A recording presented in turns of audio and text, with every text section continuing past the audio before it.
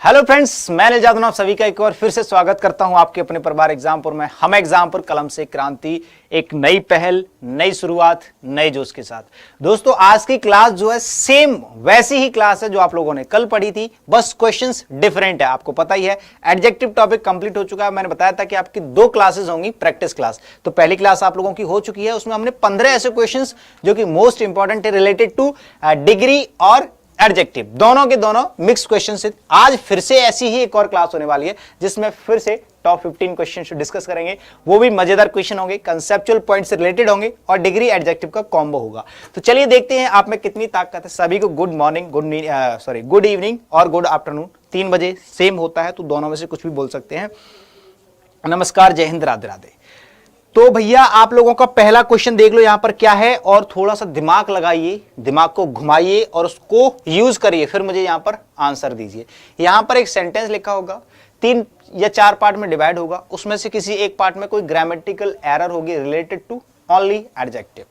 फिर उसके बाद अगर कहीं पर कोई ग्रामेटिकल एरर है वही आपका आंसर होगा, और अगर कहीं नहीं होती है तो फिर लास्ट का ऑप्शन हमारे पास होता है नो एरर।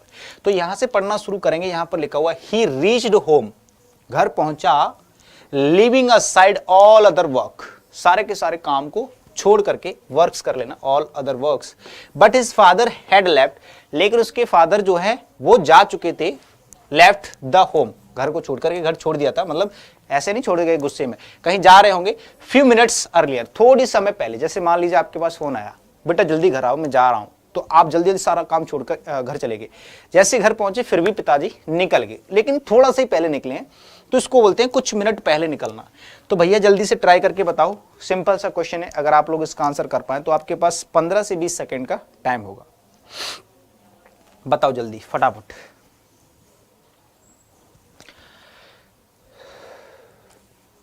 मैं एक साइड इसीलिए हो जा रहा हूं ताकि आपको पूरा का पूरा सेंटेंस दिखे और उसको अच्छे से पढ़ पाओ, फिर उसका आंसर कर पाओ। ठीक है, चलो पढ़ तो लिया ही होगा। अब देख लेते हैं यहां पर प्रॉब्लम क्या है। मैंने आपको बताए थे 2 एडजेक्टिव पहली क्लास में, एक तो बताया था लिटिल और एक बताया था फ्यू। तो इसको तो हम यूज करते हैं भैया अनकाउंटेबल नाउन के लिए, अनकाउंटेबल नाउन के लिए, और इसको काउंटेबल नाउन के लिए। ठीक है, लेकिन प्रॉब्लम ये होती है कि ये दोनों नेगेटिव वर्ड होते हैं। अगर थोड़ा सा भी पॉजिटिव सेंस में इनको यूज किया जाए तो इनसे पहले आपको आर्टिकल ए लगा देना होता है, अ लिटिल और अ फ्यू। ठीक है, तो बस यही रिलेटेड क्वेश्चन है। यहां पर लिखा हुआ है कितने मिनट पहले निकले हैं, थोड़े से पहले निकले होंगे तो कम से कम 1 मिनट पहले तो निकले होंगे।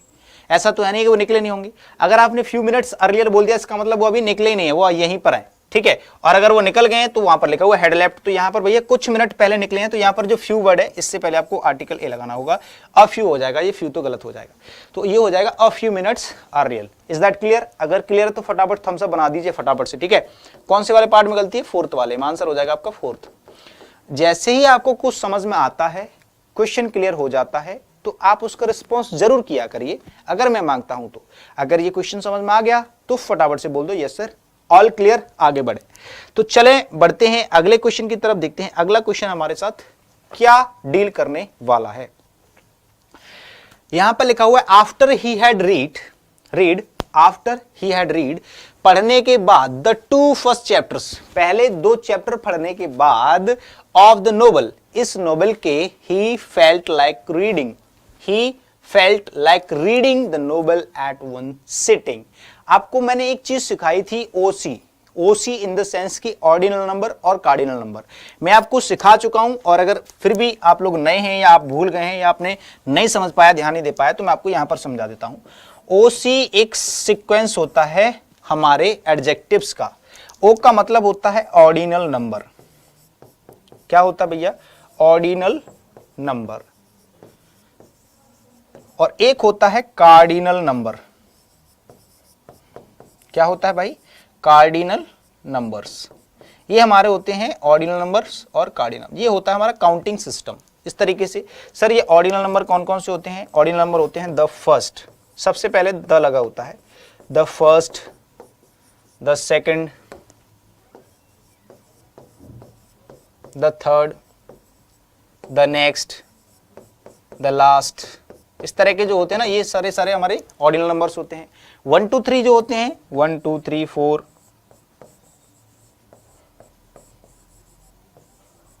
1 2 3 4 5 6 ये होते हैं आपके क्या, ये होते हैं आपके कार्डिनल नंबर। ठीक है भाई, तो ऑर्डिनल नंबर, कार्डिनल नंबर अगर एक साथ किसी सेंटेंस में आ जाते हैं तो पहले नंबर पर आपको ऑर्डिनल नंबर यूज करना है और कार्डिनल आपको दूसरे नंबर पर यूज करना है। ठीक है, तो अब देख लो यहां पर लिखा हुआ है after he had read the 2 first chapter, तो ये तो आपका कार्डिनल नंबर हो गया, ये आपका ऑर्डिनल। आपको करना क्या है, ओ सी, यानी कि पहले ओ फिर सी, ऑर्डिनल पहले और कार्डिनल। तो यहां से फर्स्ट को हटा करके इधर लिख दो द फर्स्ट 2 चैप्टर्स। कौन से वाले पार्ट में गलती हो जाएगी भाई, गलती हो जाएगी फर्स्ट पार्ट में, तो फिर आंसर भी क्या होगा, फर्स्ट हो जाएगा।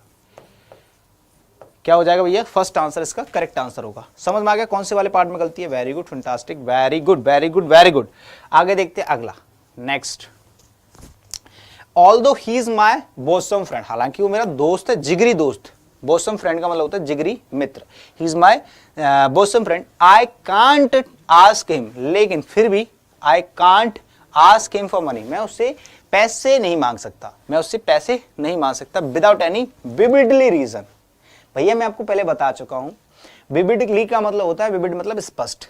ठीक है, तो बिना कोई ढंग का रीजन दिए मैं उससे पैसे नहीं मांग सकता, भले वो मेरा जिगरी मित्र है। सिंपल क्वेश्चन से भी सिंपल क्वेश्चन आप लोग इसका आंसर आराम से कर सकते हैं। तो जल्दी से बताइए इसमें प्रॉब्लम क्या है। ठीक है, एक साइड हो जा रहा हूं।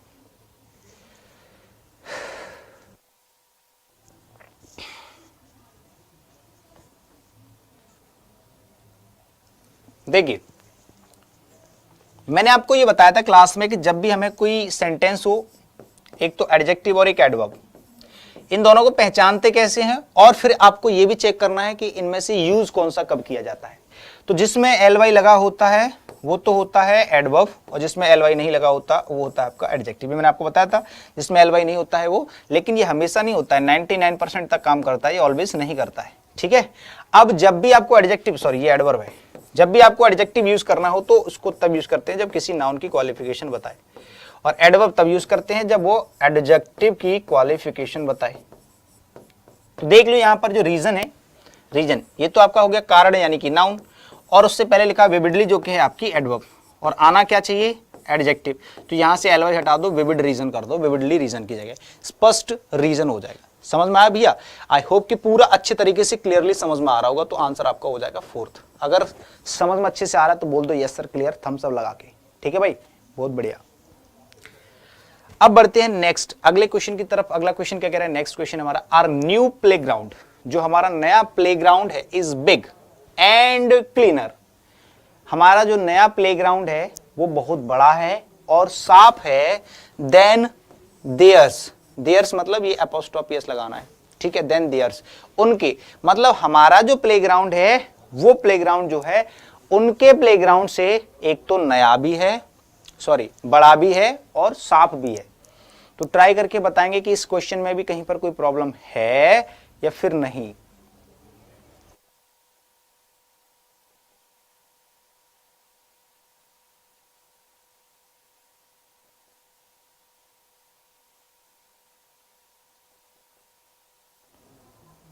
चलिए बहुत बढ़िया, देखते हैं क्या प्रॉब्लम है। यहां पर देखो छोटा सा ही पॉइंट है, और मैं आपको पिछली क्लास में भी बता चुका हूं कि जब भी सेंटेंस के अंदर देन दिया होता है तो देन यूज किया जाता है कंपैरिजन के लिए, यानी कि कंपेरेटिव डिग्री के लिए। जहां पर कंपेरेटिव डिग्री होगी वहां पर देन जरूर होगा, और जहां पर देन होगा वहां पर कंपेरेटिव डिग्री जरूर होगी। तो आप कहोगे सर कंपेरेटिव डिग्री भी है और देन भी है, फिर दिक्कत कहां है? दिक्कत यहां है कि जो देन जो है सिर्फ एक ही एडजेक्टिव के लिए है। यहां पर दो एडजेक्टिव दे रखे हैं, एक तो बिग है और एक क्लीनर है, तो दोनों को एंड से जोड़ दिया गया है। तो जो देन जो है दोनों के लिए काम करेगा, इसके लिए भी और इसके लिए भी। तो ये तो बिल्कुल सही है। क्लीनर तो आपको बिग की जगह बिगर करना होगा, क्योंकि ये भी तो एडजेक्टिव है। तो आपको क्या करना है, कंपेरेटिव डिग्री में कौन से वाले पार्ट में गलती है, सेकंड वाले पार्ट में। आंसर भी क्या हो जाएगा फिर आपका, सेकंड हो जाएगा करेक्ट आंसर। ठीक है भाई, चलिए बहुत बढ़िया। इज दैट क्लियर और नॉट, बताते जरूर रहे। ठीक है, क्लियर अगर हो रहा है तो बताते जरूर रहें। क्वेश्चन नंबर 5 क्या कह रहा है, देखो पढ़ो यहां से शुरुआत से। यहां पे लिखा हुआ इनफ इज इनफ, बहुत ज्यादा हो गया भैया, काफी हो गया। I can't now tolerate this mischief, अब मैं इस हरकत को और ज्यादा नहीं सह सकता, बहुत हुआ। अब आपकी हरकत को, इस शरारत को मैं और ज्यादा नहीं सह सकता। एनी मच, और ज्यादा नहीं सह सकता। तो मुझे बताएंगे कि क्या आपको कहीं पर भी, पूरे सेंटेंस में कहीं पर भी कोई ग्रामेटिकल एरर दिखाई दे रही है या नहीं। अगर यस तो मुझे बताओ कहां पर, और अगर नहीं तो जल्दी से बताओ सर लास्ट का ऑप्शन टिक कर दीजिए, नो एरर।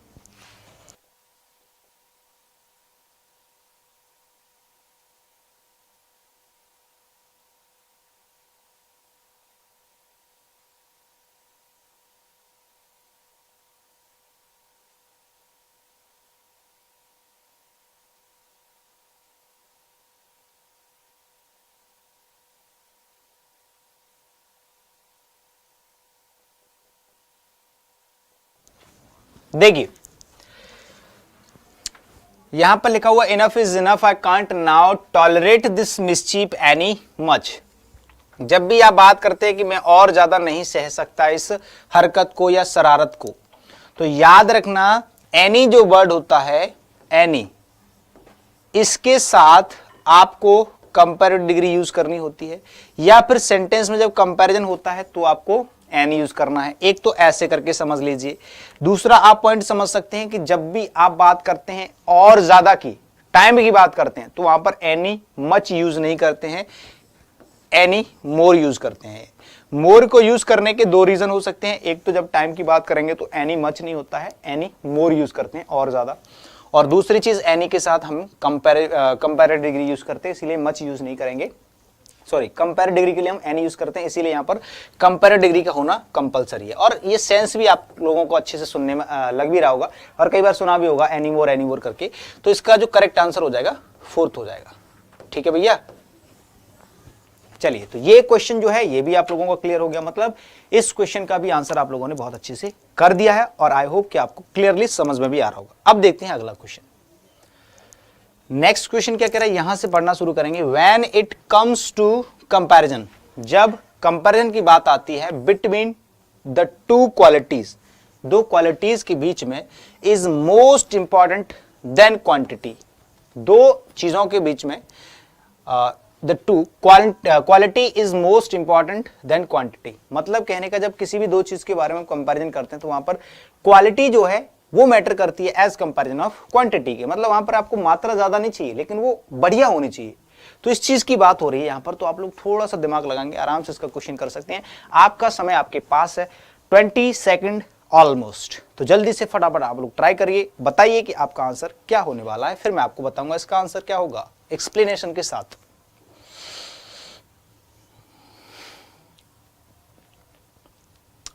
थोड़ा सा भी दिमाग लगाओगे तो आंसर अच्छे से कर पाओगे, और बहुत ज्यादा टफ है नहीं है, क्योंकि सिंपल क्वेश्चन है जो आप लोगों पे कम से कम 3-4 क्वेश्चन ऐसे कर चुके हो। देखो मैंने आपको बताया था कि जैसे ही कंपेरेटिव डिग्री दिखाई देगी तो आपको वहां पर लगाना होता है देन, और जैसे ही वहां पर देन दिखाई देगा तो वहां पर लगानी होती है कंपेरेटिव डिग्री। बस इनका कॉम्बिनेशन आपको सेट करना है। तो देख लो यहां पर लिखा हुआ है मोस्ट इंपॉर्टेंट, मोस्ट इंपॉर्टेंट हो गया और आगे लगा दिया उसने देन, जबकि मोस्ट वर्ड जो होता है आपकी सुपरलेटिव डिग्री में यूज किया जाता है, और देन जो होता है आपका कंपेरेटिव। तो इसका सीक्वेंस तो सेट नहीं हो रहा। ठीक है, अब आप क्या कहोगे कि सर मोस्ट की बात करें तो मोस्ट के बाद तो देन को हटा दो, लेकिन यहां पर दो लोगों की बात हो रही है, कंपेरिजन हमेशा दो लोगों में ही होता है, दो लोगों के लिए कंपेरेटिव डिग्री यूज की जाती है, तो देन तो सही है, आपको यहां से मोस्ट को हटा करके मोर करना है। क्योंकि क्या चीज मोर इंपॉर्टेंट है, क्या चीज मोर इंपॉर्टेंट है, क्वालिटी। किस चीज से, क्वांटिटी से। मतलब क्वांटिटी मैटर नहीं करती लेकिन क्वालिटी मैटर करती है। तो देन को देख करके हमने मोस्ट को हटा दिया और मोर लगा दिया। कौन से वाले पार्ट में गलती हो जाएगी, जिस पार्ट में गलती है वही आपका आंसर है। समझ में आया, इज दैट क्लियर और नॉट? अगर क्लियरली समझ में आ रहा है तो फटाफट से बीच में एक और थम्स अप लगा दीजिए, यस सर क्लियर। ठीक है, चलिए बहुत बढ़िया भैया, शानदार, वेल डन, जबरदस्त। चलिए देखते हैं अगला क्वेश्चन क्या कह रहा है। नेक्स्ट क्वेश्चन नंबर 7 कह रहा है द गर्ल्स सेंग, लड़कियों ने गाया, फ्यू सॉन्ग्स, क्या गाया, कुछ सॉन्ग्स गाए, टू एंटरटेन, एंटरटेन करने के लिए, किसको, गेस्ट्स को, मतलब जितने भी अतिथि आए थे उनको। ठीक है, बट द गेस्ट्स, मतलब जो अतिथि थे वो हरामखोर थे, वो फिर भी क्या नहीं हुए, प्लीज्ड, मतलब नहीं माने, या फिर वो भी सेटिस्फाई नहीं हुए। लड़कियों ने गाना गाया अतिथियों के लिए, लेकिन फिर भी वो लोग क्या नहीं हुए, सेटिस्फाई नहीं हुए, या फिर वो माने नहीं, या उनको अच्छा नहीं लगा। तो आप लोगों को अगर कहीं पर कोई प्रॉब्लम नजर आ रही है तो बता सकते हैं, और अगर नहीं आ रही तो फिर वो भी बता सकते हैं लास्ट वाला टिक करके कि सर ये वाला इसका करेक्ट आंसर हो जाएगा। बताइए।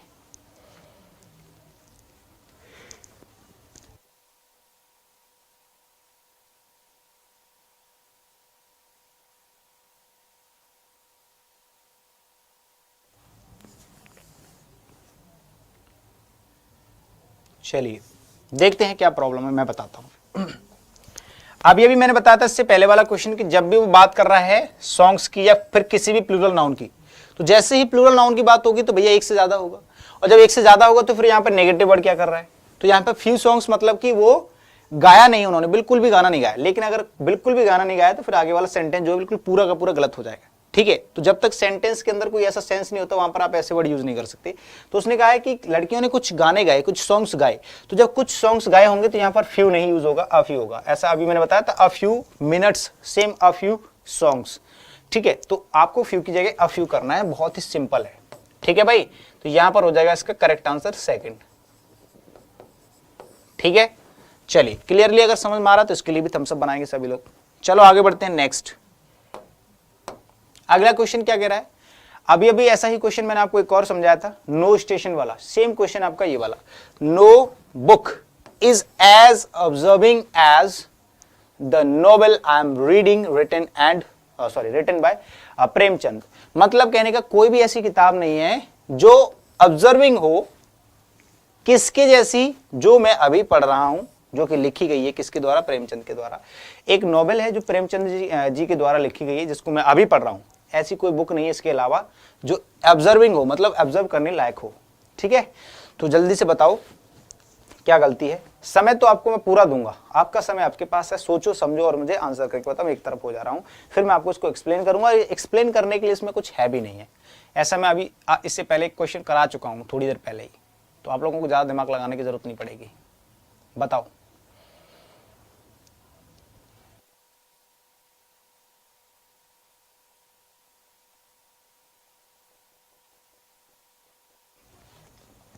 देखिए, मैंने अभी अभी आपको बताया था कि जब बात करें नो प्लस नाउन की, तो समझ लेना ये वाला जो नाउन है ये एब्सेंट हो गया, और जब ये एब्सेंट हो गया तो फिर आगे ऐसा ही नाउन दोबारा नहीं आना चाहिए। तो यहां पर कह रहा है कि ये जो मैं नोवेल पढ़ रहा हूं, जो कि किसके द्वारा लिखा गया है, प्रेमचंद के द्वारा, तो यहां पर एक नोवेल तो है, ठीक है, लेकिन आगे बोल रहा है कोई भी बुक नहीं है, तो ये गलत हो गया। फिर से आपको यहां पर क्या करना पड़ेगा, नो अदर बुक, कोई भी ऐसी किताब नहीं है, ऐसा नहीं बोलना है। कोई भी किताब नहीं है तो फिर प्रेमचंद वाली भी नहीं होनी चाहिए, और अगर प्रेमचंद वाली है तो फिर बाकी की बोलोगे बाकी की कोई और किताब नहीं है। तो ऐसे बोलते हैं कि सिर्फ इस किताब को छोड़कर के बाकी और कोई किताब नहीं, मतलब अन्य कोई बुक नहीं है। तो यहां पर लगाना है आपको नो अदर बुक, यानी कि कोई दूसरी ऐसी किताब नहीं है इसके अलावा। तो नो बुक की जगह आपको करना पड़ेगा नो अदर बुक। कौन से वाले पार्ट में गलती हो जाएगी, फर्स्ट में, ठीक है भाई। चलिए वेल डन, जबरदस्त। अब देखते हैं अगला क्वेश्चन क्या कह रहा है नेक्स्ट। यहां पर लिखा हुआ है ऑफ ऑल द टीचर्स, क्या लिखा है भाई, of all the teachers in our school, सारे के सारे जो जितने भी टीचर्स हैं उनमें से of all the teachers in our school our history teacher जो है इज द बेटर, तो इज द बेटर। अब बताओ इसमें क्या प्रॉब्लम होनी चाहिए। क्या लिखा है, of all the teachers in our school our history teacher is the better and nowhere. सोचने समझने की ज्यादा जरूरत है नहीं है, वैसे देखा जाए तो आराम से बता सकते। ऑफ ऑल जहां पर भी देखे ऑफ ऑल, तो समझ लो यहां पर सुपरलेटिव डिग्री का ही यूज होगा, ठीक है, क्योंकि पूरे सेंटेंस में जब बेटर दे रखा है तो कहीं पर भी देन नहीं दिखाई दे रहा होगा, और इससे पहले कभी भी दा नहीं आता, दा जब आएगा जब सुपरलेटिव डिग्री होगी। इतनी सारी हिंट है, फिर भी अगर क्वेश्चन का आंसर नहीं कर पाए तो गड़बड़ हो जाएगी। एक तो ऑफ ऑल जहां भी दिखेगा सुपरलेटिव डिग्री दो लोगों में, सॉरी कंपैरिजन दो लोगों में होता है, दो से ज्यादा में फिर सुपरलेटिव डिग्री का यूज किया जाता है। तो देख लो यहां पर बस कुछ नहीं करना, बेटर को हटा करके बेस्ट कर देना है, द बेस्ट हो जाएगा, क्योंकि सारे के सारे टीचर्स की बात कर रहे हैं, ठीक है। और अगर बेटर लगाओगे भी तो फिर यहां पर देन नहीं है कहीं पर भी, और देन फिर यहां से द भी हटाना पड़ेगा, तो पूरा का पूरा सेंटेंस गड़बड़ा जाएगा। कौन से वाले पार्ट में, फोर्थ वाले पार्ट में। आंसर भी फिर क्या हो जाएगा, फोर्थ इसका करेक्ट आंसर। चलिए देखते हैं अगला क्वेश्चन। नेक्स्ट क्वेश्चन क्या कह रहा है, ड्यूरिंग हॉलीडेज मतलब हॉलीडेज के दौरान I like visiting friends, holidays के दौरान आई लाइक विजिटिंग फ्रेंड्स, मुझे बहुत ज्यादा पसंद है। क्या चीज पसंद है, फ्रेंड्स को विजिट करना, देन स्टेइंग इंडोर्स, घर में रहने के बजाय मुझे इसको अपने फ्रेंड्स हैं उनके घर को विजिट करना मुझे ज्यादा अच्छा लगता है, बजाय घर में रहने के। तो जल्दी से बताओ फटाफट इसमें क्या प्रॉब्लम है।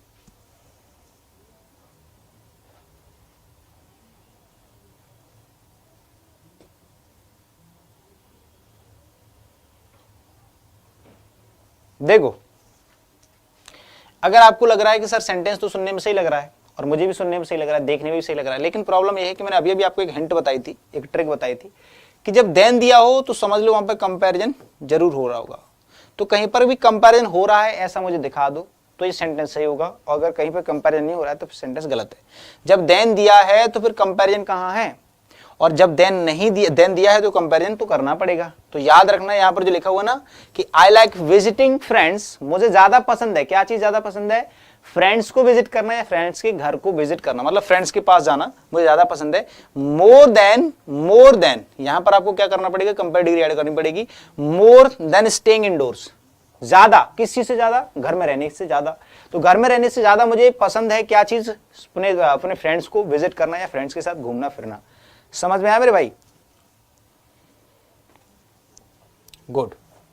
तो कौन से वाले पार्ट में गलती है, फोर्थ वाले पार्ट में। आंसर भी फिर क्या हो जाएगा, फोर्थ हो जाएगा इसका करेक्ट आंसर। ठीक है, चलिए वेल डन। आगे देखते हैं अगला क्वेश्चन नेक्स्ट क्या कह रहा है। यहां पर लिखा हुआ है चिल्ड्रन शुड बी टॉट, क्या लिखा है भाई, children should be taught to be kindly towards animal. Childrens को सिखाया जाना चाहिए, क्या चीज सिखाई जानी चाहिए कि जितने भी एनिमल्स होते हैं, पशु पक्षी, इनके प्रति दयालुता निभानी चाहिए या फिर इनके प्रति हमें परोपकारी बनना चाहिए, दयालु बनना चाहिए, एकदम सभ्यता से उनके साथ पेश आना चाहिए।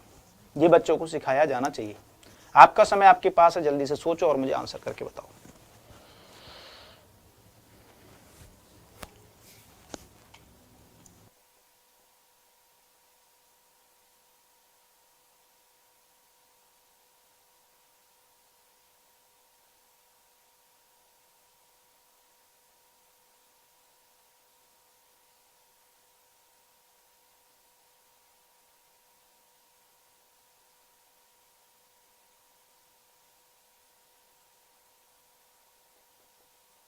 देखो भाई, यहां पर लिखा हुआ चिल्ड्रन शुड बी टॉट, बच्चों को सिखाया जाना चाहिए, पढ़ाया जाना चाहिए। टू बी काइंडली नहीं होगा, टू बी काइंड होगा। क्या हो जाएगा भैया, to be kind towards animals, animals के साथ, एनिमल्स के लिए क्या होना चाहिए, काइंड। क्योंकि देखो काइंड और काइंडली में क्या फर्क होता है समझ लो। काइंडली का तो मतलब होता है फ्रेंडली, क्या होता है भैया, फ्रेंडली, या फिर आप बोल सकते हैं दोस्ताना।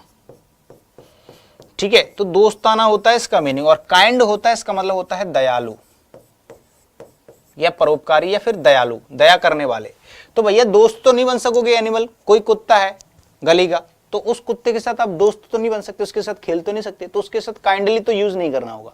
हाँ, आप उसके प्रति थोड़ी सी दयालुता बरत सकते हैं, दयालु हो सकते हैं। अगर वो ठंड में कुकड़ रहा है तो उसके लिए कपड़ा ले आओ, या वो भूख के तड़प रहा है तो उसको खाना खिला दो। तो ये चीजें कब होंगी, जब आप काइंड वर्ड यूज करोगे, काइंडली कर दोगे तो आप उसके दोस्त बन जाओगे। ऐसा अगर आप बनना चाहते हैं तो काइंडली यूज कर सकते हैं, बाकी यहां पर काइंडली इनअप्रोप्रिएट है।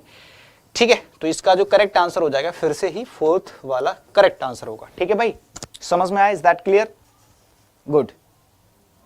चलिए अब देखते हैं अगला क्वेश्चन क्या कह रहे हैं। नेक्स्ट अगला क्वेश्चन यहां पर लिखा हुआ, बहुत ही सिंपल तरीके से समझ सकते हैं। यहां पर लिखा हुआ है बोथ, बोथ मतलब दोनों, कौन कौन, बसंत एंड सुमित, दोनों की बात हो रही, किस किस की, बसंत की और सुमित की। आर एक्सीलेंट वर्कर्स, वो कैसे वर्कर्स हैं, एक्सीलेंट, एकदम जबरदस्त।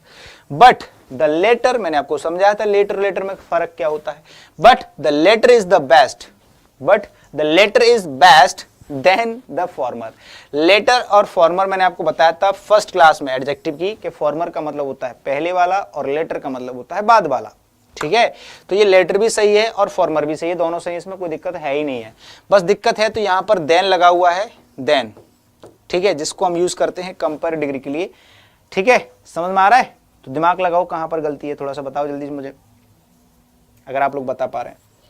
कम से कम 5 क्वेश्चन तो हो चुके हैं ऐसे सेम टाइप। देन का यूज कब करते हैं, जब सेंटेंस में कंपैरिजन हो रहा हो, और कंपैरिजन यहां पर दिखाई दे रहा है, यहां पर सुपरलेटिव डिग्री लगा रखी है, तो आपको कुछ नहीं करना, बेस्ट को हटा देना है और बेस्ट की जगह बेटर कर देना है।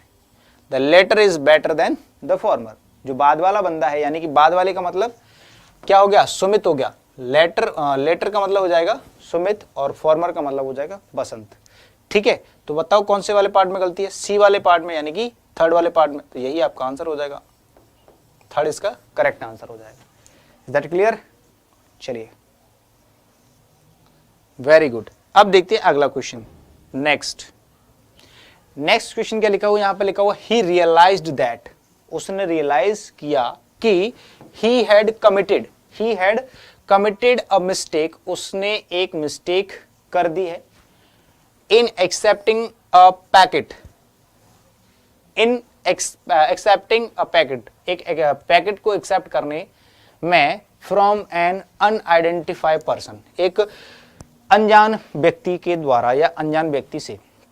कोई एक व्यक्ति थे जिनको मैं नहीं जानता था या वो बंदा नहीं जानता था, और उसने ऐसा फील किया कि उसने एक गलती कर दी है एक अनजान व्यक्ति से पैकेट ना लेकर के, या फिर एक्सेप्ट करके, सॉरी लेकर के, ना लेकर के नहीं, लेकर के। तो ऐसा उसको रियलाइज हो रहा है, किसी अनजान व्यक्ति से उसने एक पैकेट ले लिया है, और लेने के बाद, एक्सेप्ट करने के बाद उसको रियलाइज हो रहा है कि उसने एक गलती कर दी है। हो सकता है उसमें बॉम्ब हो सकता है उसमें कुछ चोरी का सामान हो, कुछ भी हो सकता है। तो ऐसी गलती आप भी ना करें, लेकिन इसमें थोड़ी सी गलती तो है। ये गलती उसने करी है तो करी है, ठीक है, अच्छी बात है, लेकिन इसमें एक ग्रामेटिकल गलती भी कर दी, वो आपको पहचाननी है, क्योंकि आप इंटेलिजेंट हैं और आप इंग्लिश पढ़ रहे हैं, वो भी अनिल जादव सर के द्वारा। तो आपको भैया क्वेश्चंस के आंसर आने चाहिए, और ऐसा भी क्वेश्चन मैं आपको 2-3 बार बता चुका हूं इसी क्लास में और कल की क्लास में भी। अगर आप बता पा रहे हैं तो ठीक है, वरना मैं बता देता हूं। जब भी बात करेंगे हम ए की या फिर एन की या फिर द की, ए या फिर एन या फिर द, ये तीनों डिटर्मिनर होते हैं। इनके बाद अगर कोई वर्ड यूज किए गए हैं, एक वर्ड और 2 वर्ड, तो याद रहे ये आपका एडजेक्टिव हो जाएगा और ये आपका नाउन हो जाएगा। ठीक है भाई। और एडजेक्टिव और नाउन की अगर बात करें तो एडजेक्टिव मैंने आपको बताया था कि वर्ब की थर्ड फॉर्म भी हमारा एडजेक्टिव का काम कर लेती है, जो कि पास्ट पार्टिसिपल होता है, पास्ट पार्टिसिपल। और यहां पर नाउन लिख सकते हैं। तो देखो एन लगा हुआ है, फ्रॉम एन डैश। अब यहां पर 2 वर्ड है, एक तो अनआइडेंटिफाई है, एक पर्सन है। तो मेरे भाई अनआइडेंटिफाई जो है आइडेंटिफाई का उल्टा है, तो ये तो हो जाएगी आपकी वर्ब। क्या हो जाएगी? वर्ब। लेकिन वर्ब की फर्स्ट फॉर्म है, ये क्या है? First form. और यहां पर जो पर्सन है ये आपका नाउन है।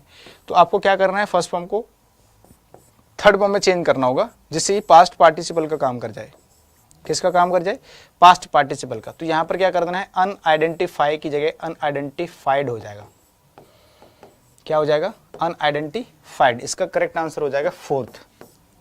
यहां पर लिख लेना, आंसर जो होगा वो हो जाएगा फोर्थ। फोर्थ वाले पार्ट में गलती है तो आंसर भी फोर्थ होगा। यस और नो? समझ में आया भैया? अगर एक बार क्लियरली समझ में आया तो सभी लोग जितने भी क्वेश्चंस अभी तक आपने करे हैं 13 क्वेश्चन, इन सभी के लिए एक बार थम्स अप बना दीजिए। Yes sir, all clear. ठीक है। और जिसने भी क्लास को लाइक ना किया हो वो लाइक कर देगा, क्योंकि लाइक करने पर आपका ही फायदा होता है, हमारा कोई फायदा नहीं। ठीक है। अब देखते हैं नेक्स्ट क्वेश्चन। थम्स अप बनाने के बाद अगला क्वेश्चन है जो कि आप लोगों के लिए आपको इसका आंसर करके बताना है। India is in no way inferior than the USA. India is in no way inferior than the USA in the fertility of soil। soil तो आप जानते हो। ठीक है, बताइए जल्दी से फटाफट, जल्दी बताएंगे कहां पर प्रॉब्लम है।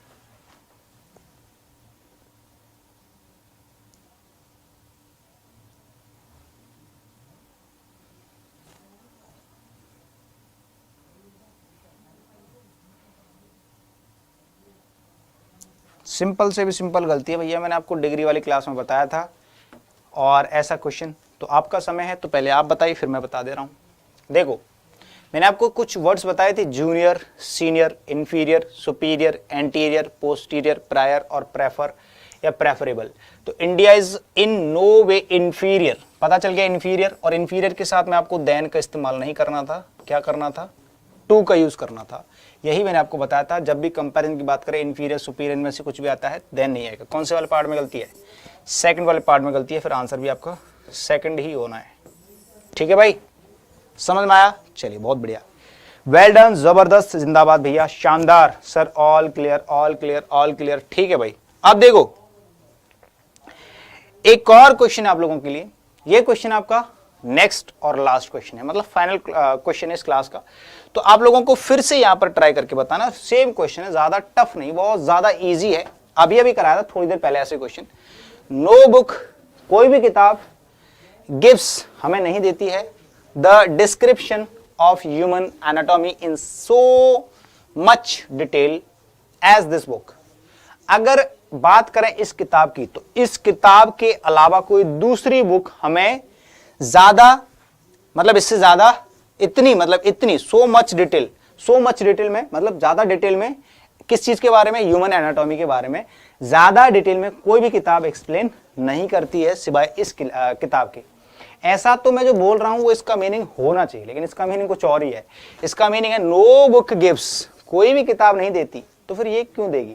जब कोई किताब नहीं देती तो फिर ये भी नहीं देगी। समझ में आया? तो इसका मतलब ये है कि इस किताब के अलावा और कोई दूसरी किताब नहीं देती है ज्यादा डिटेल में, क्या चीज, डिटेल में, और किस चीज के बारे में, ह्यूमन एनाटॉमी की।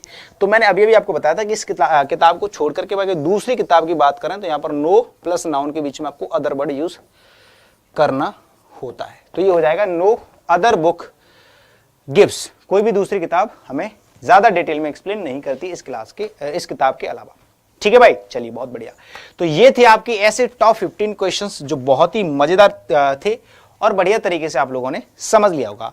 आई होप कि आपको सारे के सारे क्वेश्चंस क्लियरली समझ में आए होंगे और इनसे आपको कुछ ना कुछ सीखने को मिला होगा और आपकी जो प्रैक्टिस है रिगार्डिंग किसके, एडजेक्टिव के, वो अच्छे से कंप्लीट हो गई होगी। मैंने आपको पिछली क्लास में 15 क्वेश्चन कराए थे, 15 क्वेश्चन इस क्लास में कराए। तो दोनों क्लास को कंप्लीट करने के बाद मुझे नहीं लगता कि एडजेक्टिव का कोई भी क्वेश्चन आप लोगों का छूटेगा और आपको कमी महसूस होगी।